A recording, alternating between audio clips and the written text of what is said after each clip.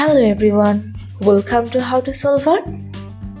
Today in this video, I'm gonna show you how to disable Do Not Track in Microsoft Edge in your laptop. Before starting the video, please subscribe to How to Solve Art. So, let's go. For this, you have to search for Microsoft Edge.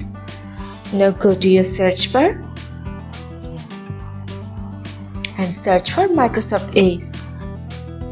After searching this, you have to open this.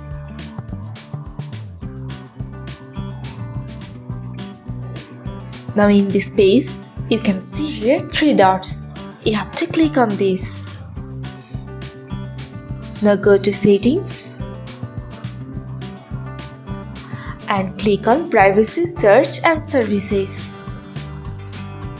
Now scroll down. Here you can see Send Do Not Track Request. If you want to disable this, you just have to turn on this button. That's it.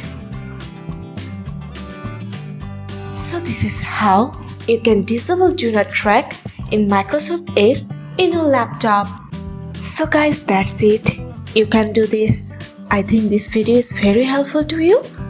If it was, then give a thumbs up and hit the subscribe button. And thanks for watching.